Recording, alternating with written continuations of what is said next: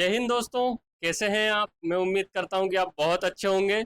दोस्तों, जो हमारा एसआई का सेशन चल रहा है उसके संबंध में फिर आपके सम्मुख उपस्थित हूं। आपका हमदर्द, आपका दोस्त, आपका भाई। दोस्तों, आज का हमारा जो टॉपिक है 6वीं शताब्दी ईस्वी में भारत की जो राजनीतिक दशा थी उसके बारे में आज हम पढ़ेंगे। तो आइए शुरू करते हैं दोस्तों। दोस्तों, 6वीं शताब्दी में जो भारत की राजनीतिक दशा थी काफ़ी ज़्यादा बदल चुकी थी। ठीक है। इसमें क्या था कि पहले जो छोटे छोटे कबीले थे, कबीले, एक कबीला, दो कबीला, तीन कबीले, चार कबीले, ऐसे काफ़ी सारे कबीले जिनका के जो हमारे भारत में थे, जैसे ठीक है, जिनके बारे में हमने जो ऋग्वेद और उत्तर वैदिक काल में पढ़ चुके हैं। ठीक है, तो ये 6वीं शताब्दी तक आते आते दोस्तों क्या हो गया था कि इनमें हो गया था, एकता की भावना आ गई थी। ठीक, एकता की भावना आ गई थी, राष्ट्र राज्य की भावना का विकास हो गया था, संगठित हो गए थे, राजनीतिक दशा सुधर चुकी थी। तो ये सभी जो विशेषताएं थी वो 6वीं शताब्दी तक आते आते शुरू हो चुकी थी। तो ये स्पेशल इसलिए ये हम आज इसको बारे में पढ़ेंगे। तो इसके जो स्रोत क्या है दोस्तों, कि 6वीं शताब्दी की जो जानकारी मिलती है, जो बौद्ध ग्रंथ है अगंतुर निकाय के अनुसार गौतम बुद्ध के समय में 16 महाजनपद थे, जिन्हें षोडश जन महाजनपद भी कहा जाता है। ठीक है, तो बौद्ध ग्रंथ है कौन सा है दोस्तों? अगुंतुर निकाय। और जैन ग्रंथ का भगवती सूत्र, इससे 16 जनपदों की जानकारी मिलती है, महाजनपदों की। अब ये महाजनपद क्या थे दोस्तों?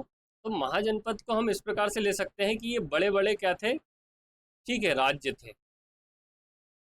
ठीक, बड़े बड़े कितने थे? 16 राज्य थे, जो पहले छोटे छोटे कबीले के रूप में ठीक है इकट्ठे थे, वो अब क्या हो गए थे? बड़ा रूप धारण करके क्या बन गए थे? महाजनपद का रूप धारण कर चुके थे। ठीक, तो ये इनकी जानकारी ये पूछा गया है दोस्तों एग्जाम में, कि बौद्ध ग्रंथ के जो कौन सा है जिससे कि महाजनपदों की जानकारी मिलती है, तो वो कौन सा है दोस्तों? अगुंतुर निकाय। और जैन ग्रंथ कौन सा है? भगवती सूत्र। इनसे हमको क्या 16 महाजनपदों की जानकारी मिलती है। महाजनपद क्या है? महाजनपद जो बड़े बड़े उस समय के जो राज्य थे, पहले मतलब इतनी राजनीतिक स्थिति इतनी सुदृढ़ नहीं हुई थी कि बड़े बड़े राज्य का रूप धारण कर ले, लेकिन 6वीं शताब्दी तक आते आते क्या हुआ था दोस्तों, कि बड़े बड़े राज्य बन गए थे या महाजनपद का रूप धारण कर चुके थे, कि जिनकी एक स्थायी प्रशासनिक व्यवस्था, राजनीतिक व्यवस्था होती है। तो जैन ग्रंथ भगवती सूत्र और बौद्ध ग्रंथ अगुंतुर निकाय। ठीक है दोस्तों, अब आगे देखते हैं। अब कौन कौन से महाजनपद थे? तो 16 महाजनपद थे दोस्तों। ठीक है, 16 महाजनपद थे। जो उनका आधुनिक क्षेत्र कौन सा है, कि मतलब वर्तमान में अगर हम बात करें कि जो 6वीं शताब्दी का जो महाजनपद था वर्तमान में कौन से राज्य में आता है वो, फिर राजधानी, ठीक है, और विशेष तथ्य।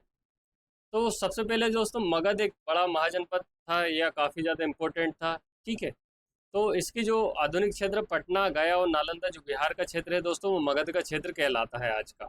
आज का मगध का क्षेत्र कौन सा है? गया, पटना और नालंदा वाला क्षेत्र क्या है? मगध कहलाता है। इसकी जो दोस्तों जो राजधानी थी कौन सी थी? राजगृह और पाटलिपुत्र थी। तो दोस्तों ये काफ़ी सारे एग्जाम में पूछा जा चुका है कि मगध की राजधानी क्या थी? तो राजगृह थी और पाटलिपुत्र थी। ठीक है, राजगृह और पाटलिपुत्र थी। और यहाँ का जो बिंबिसार द्वारा स्थापित हर्यक वंश कौन सा है? मगध का वंश है, हर्यक वंश। ठीक, फिर दूसरा महाजनपद अंग, ये भी दोस्तों बिहार का भागलपुर और मुंगेर वाला क्षेत्र कहलाता है। इसकी राजधानी क्या थी? चंपा थी। ठीक है, अंग की राजधानी चंपा। तो विशेषकर जो महाजनपदों से दोस्तों क्या पूछा जाता है? राजधानी पूछा जाता है। मगध की राजधानी क्या है, अंग की राजधानी क्या है, तो राजधानी पे हमको विशेष फोकस करना है ना। तो अंग की राजधानी चंपा थी। ये बुद्धकालीन 6 महानगरों में क्या था? ये अंग शामिल था, बुद्ध धर्म से संबंधित। फिर बज्जी, इसकी जो आधुनिक क्षेत्र है ये भी बिहार का क्षेत्र है, वैशाली क्षेत्र कहलाता दोस्तों। ठीक है, इसकी राजधानी क्या थी? वैशाली। ये लिच्छवियों का प्रथम गणतंत्र था। ठीक है, जो लिच्छवी जो वंश था उसका क्या था? प्रथम गणतंत्र था। कौशल जो यूपी का क्षेत्र आता है दोस्तों, अयोध्या और श्रावस्ती इसके क्या थे? आधुनिक क्षेत्र है। इसकी राजधानी क्या है? श्रावस्ती या साकेत है। तो कौशल जो अयोध्या, जहाँ पे भगवान राम हमारे मतलब विराजमान है। ठीक है, तो अयोध्या यूपी वाला क्षेत्र, इसकी राजधानी क्या थी? कौशल की श्रावस्ती। प्रसेनजीत का शासन था और बुद्ध के क्या थे? समकालीन थे। जो शासक थे प्रसेनजीत कौन थे? बुद्ध के समकालीन थे। काशी दोस्तों, काशी का नाम आपने सुना ही होगा। भगवान काशी विश्वनाथ कॉरिडोर, या भगवान शिव, या हम 12 ज्योतिर्लिंगों में से एक है काशी विश्वनाथ मंदिर। तो ये काशी कौन सा दोस्तों? इसका पुराना नाम क्या था? यह आधुनिक नाम क्या है? वाराणसी है। पुराना नाम क्या था? काशी। इसकी राजधानी क्या थी दोस्तों? वाराणसी। यहाँ का शक्तिशाली शासक कौन था? बृहदत्त। ठीक है दोस्तों, तो काशी की राजधानी क्या है? वाराणसी है, और आधुनिक जो क्षेत्र है वाराणसी कहलाता। अवंती दोस्तों मालवा क्षेत्र मध्य प्रदेश का। ये उज्जैनी, यहाँ का चंड प्रगोत यहाँ का शासन था, और जो बिंबुसार का क्या था? मित्र था। दोस्तों अवंती जो है उज्जैन वाला, इसकी दो राजधानी थी, उत्तरी अवंती और दक्षिणी अवंती। उत्तरी अवंती की कौन सी थी? उज्जैनी थे, ठीक, और दक्षिणी अवंती की महेश्वर। ठीक, तो दोस्तों उत्तरी अवंती और दक्षिणी अवंती में क्या था? ये बटा हुआ था। गांधार जो पाकिस्तान अफगानिस्तान वाला क्षेत्र आता है दोस्तों, इसकी राजधानी क्या थी? तक्षशिला, और इसे यूनानियों ने क्या है? सूरसेनाई कहलाया। कंबोज जम्मू कश्मीर वाला जो क्षेत्र आता है दोस्तों, इसकी राजधानी थी राजपुर, ये घोड़ों के लिए प्रसिद्ध था। तो दोस्तों ये यहाँ से जो इम्पोर्टेंट अगर मैं आपको बतलाना चाहूँ, तो ये महाजनपद जो इम्पोर्टेंट है वो आपको बतला दिए गए हैं। इसमें कौन सा? मगध की राजधानी राजगृह, अंगी की चंपा, बज्जी की वैशाली, कौशल श्रावस्ती, काशी वाराणसी, अवंती उज्जैनी, गांधार तक्षशिला, और कंबोज की राजपुर।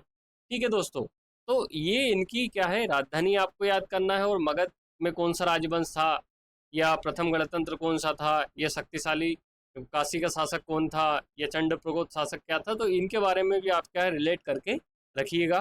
ठीक है, मतलब प्राथमिकता आप दीजिएगा कि इनकी राजधानी आपको याद होनी चाहिए। अब आगे देखते हैं प्रमुख विशेषताएं गणराज्य और राज्यतंत्र। दोस्तों यहाँ पे गणराज्य लिखा है और दूसरा राज्यतंत्र है। तो सबसे पहले कि ये दो शब्द है, पहला है गणराज्य, दूसरा राजतंत्र। तो गणराज्य क्या होता है कि यहाँ का जो सर्वोच्च प्रमुख रहेगा, ठीक, गणराज्य का सर्वोच्च प्रमुख रहेगा, वो चुनाव द्वारा चुन के बनेगा, चुनाव द्वारा। जैसे दोस्तों हमारे देश में भारत लोकतांत्रिक गणराज्य है, ठीक, लोकतांत्रिक गणराज्य है। गणराज्य का अर्थ क्या होता है कि हमारा जो राष्ट्रपति रहता है दोस्तों, वह अप्रत्यक्ष निर्वाचन पद्धति के द्वारा हम क्या करते हैं? हमारे प्रतिनिधि उसका चुनाव करते हैं। तो दोस्तों ऐसे ही क्या गणराज्य है, और कुछ राजतंत्र भी थे, ये 16 महाजनपदों में। अब गणराज्य कौन कौन से थे? बज्जी था, गणराज्य था, मल्ल था, गणराज्य था, शाक्य गणराज्य था, लिच्छवी गणराज्य था, मौर्य गणराज्य था, और कालाम, ये गणराज्य थे। ठीक है, और राजतंत्र, राजतंत्र का अर्थ होता है दोस्तों कि जहाँ राजा रहता है, वंशानुगत रहता है, ठीक है, मतलब कोई राजा है उसका पुत्र क्या बन जाएगा? उत्तराधिकारी रहता है, तो वो राजतंत्र कहलाता है। अब जो 16 में राजतंत्र कौन से थे? मगध था, कौशल था, काशी था, और वत्स था, ये सभी क्या थे दोस्तों? राजतंत्र थे। ठीक, वैशाली बज्जी विश्व का प्रथम गणराज्य कहलाता है। वेरी वेरी IMP दोस्तों। ठीक, ये तो ठीक है, वेरी वेरी इंपॉर्टेंट है कि जो वैशाली या बज्जी संघ विश्व का क्या था? प्रथम गणराज्य था। बज्जी में 8 न्यायालय थे, जिसे सुमंग वालिसिनी टीका से इसकी क्या मिलती? जानकारी मिलती है। तो गणराज्य कौन कौन से थे? राजतंत्र याद रखिएगा, मगध, कौशल, काशी और वत्स। और वैशाली का विश्व का प्रथम गणराज्य था। ठीक है, अब आगे देखते हैं हम महत्वपूर्ण राजवंश और वहाँ के शासक। तो पहला जो है दोस्तों मगध, मगध की राजधानी क्या थी? राजगृह। ठीक, ये बिहार वाला क्षेत्र। तो यहाँ का जो पहला शासक कौन था? बृहदत्त वंश का था, कौन? जरासंध। ठीक है, मगध का जो पहला शासक बृहदत्त वंश का था वो कौन था दोस्तों? जरासंध था। ठीक है, फिर इसके बाद हर्यक वंश की स्थापना कहाँ हुई है? मगध में हुई है। अब मगध काफ़ी ज़्यादा इंपॉर्टेंट महाजनपदों में से एक आता है दोस्तों। ठीक, काफ़ी ज़्यादा इम्पोर्टेंट महाजनपद है, या ये लंबे समय तक ये क्या रहा है? राजनीतिक सत्ता का केंद्र रहा है, मगध का जो क्षेत्र आता है, तो उसके बारे में, और वहाँ पे कौन कौन से राज्य थे या राजा थे। बिम्बिसार दोस्तों, ठीक है, ये आप याद रखिएगा। बिम्बिसार मगध जो हर्यक वंश का पहला शासक था, ठीक है, बिम्बिसार। इसने वैवाहिक संबंध लिच्छवी चेलना, लिच्छवी राजकुमारी चेलना, कौशल की राजकुमारी महाकोसला से, और मद्र राजकुमारी क्षेमा से।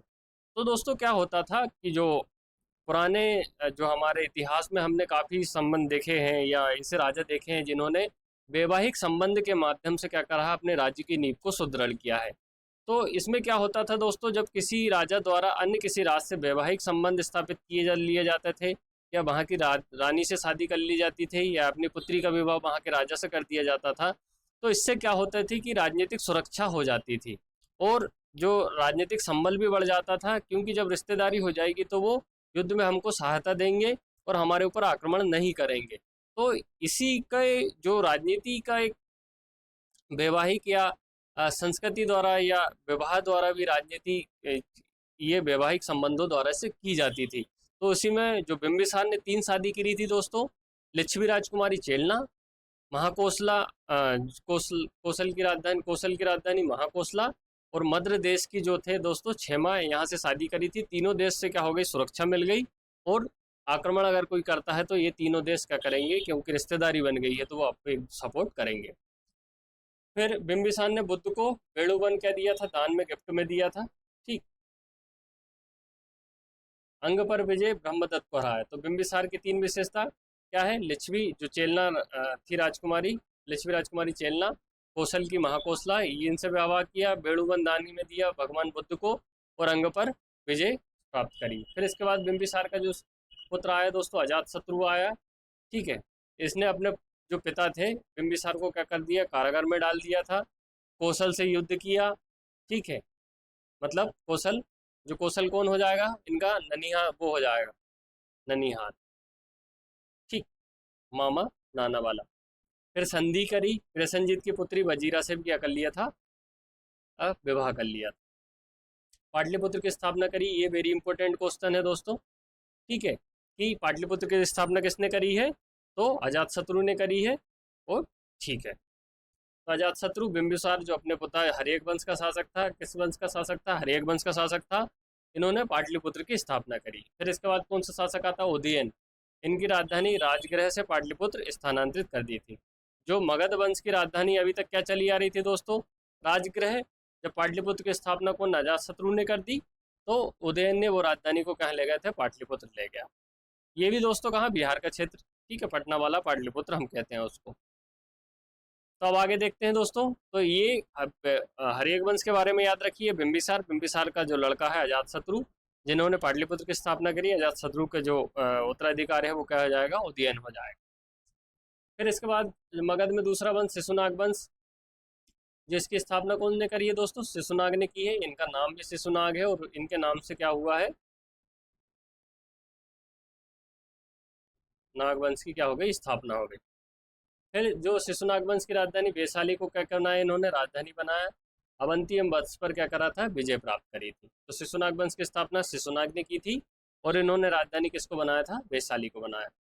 उत्तराधिकारी कालाशोक हुआ, जिसका नाम काकवण। शिशुनाग का जो उत्तराधिकारी क्या हुआ, कालाशोक या काकवण। इनके समय की जो मेन विशेषता थी दोस्तों, राजधानी इनको क्या कर दी थी, इनने वैशाली से पुनः पाटलिपुत्र स्थापना कर दी थी या स्थानांतरित कर दी थी। और द्वितीय बौद्ध संगति का आयोजन कहाँ किया गया था, वैशाली में किया गया था। ये दोस्तों इसके बारे में हमने बौद्ध धर्म जब पढ़ा था, उसमें हमने चारों बौद्ध संगति के बारे में बतलाया है, राजगृह, पाटलिपुत्र, ठीक है, कुंडलवन, ये चार। ठीक है, ये यहाँ पे क्या हुई है, बौद्ध संगतियाँ हुई है, उनके बारे में आप लेक्चर में देख सकते हैं। ठीक है, प्रमुख नगर महापरिनिर्वाण सूत्र के अनुसार 6 महानगर कौन कौन से थे 6वीं शताब्दी में, तो चंपा, राजगृह, वाराणसी, साकेत, कौशाम्बी और श्रावस्ती। जो महापरिनिर्वाण सूत्र है दोस्तों बौद्ध ग्रंथ का, उसके अनुसार 6वीं शताब्दी में 6 महानगर थे, चंपा, राजगृह, वाराणसी, साकेत, कौशाम्बी और श्रावस्ती। ठीक है दोस्तों, तो हर्यक वंश के बारे में ये जानकारी हमने देख ली है। ठीक है, अब आगे देखते हैं। महत्वपूर्ण तथ्य क्या है, 16 महाजनपदों में से 4 शक्तिशाली महाजनपद थे। कौन कौन से थे, मगध था, कौशल था, वत्स था और अवंती था। कौन कौन से महाजनपद थे दोस्तों, मगध था, कौशल था, वत्स था और अवंती था। ये 4 जो मगध के बारे में पढ़ चुके हैं, और इनके बारे में हमने थोड़ी थोड़ी जानकारी दोस्तों देख ली। 8 महाजनपद वर्तमान में उत्तर प्रदेश में है, जिसमें काशी, कौशल, वत्स, मल्ल, कुरु, पांचाल, सूरसेन और चेदी। तो जो 16 में थे, 16 में से दोस्तों 8 तो कहाँ थे, आज का यूपी वाला क्षेत्र लिया जाएगा। ठीक है, तो काशी तो आप जानते ही, कौशल भी, वत्स, मल्ल, कुरु, पांचाल, सूरसेन, चेदी। फिर शिशुपाल जो चेदी राजा का वध कृष्ण द्वारा कर दिया गया था, जिसे हम शिशुपाल वध के नाम से, ठीक है, हम जब महाभारत देखते हैं तो उसमें शिशुपाल वध वाला एक जो मतलब किस्सा आता है उसमें, तो ये चेदी राजवंश का राजा था, कौन, शिशुपाल। उदयन बासव दत्ता की प्रेम कथा, ठीक है, उदयन की कौन से, बासव दत्ता की प्रेम कथा, और भास का नाटक स्वप्न बासव दत्ता। ठीक है, ये इससे 6वीं शताब्दी से संबंधित है दोस्तों, है ना। तक्षशिला की स्थापना भारत के पुत्र तक्ष द्वारा की गई थी। ये भरत के दो पुत्र हुए दोस्तों, एक का नाम रहा तक्ष और दूसरा का नाम रहा पुष्कल। ठीक है, तो तक्ष के नाम पर क्या हुआ, तक्षशिला की क्या हुई थी, स्थापना हुई थी। तक्ष और पुष्कल किसके, जो राजा भरत के पुत्र थे या भगवान राम के भतीजे थे। आर्थिक संकेत, आहत या पंचमार्क सिक्के मिलते हैं, इससे हमको जानकारी मिलती है। चांदी के बने हैं, ठप्पा के चिन्ह है, काल 6वीं शताब्दी के मौर्य काल तक की इसके जानकारी मिलती है। अध्ययन न्यूरोस्मेटिक्स कहा जाता है इसको। तो दोस्तों लेक्चर पसंद आया हो तो कृपया वीडियो को लाइक करें, कमेंट करें और सब्सक्राइब करें। दोस्तों मैं खुदा से दुआ करता हूँ आपकी हर तमन्ना जल्द से जल्द मुकम्मल हो और ईश्वर आपको सुख शांति समृद्धि प्रदान करें। दोस्तों जल्द मिलते हैं नेक्स्ट वीडियो के साथ। धन्यवाद।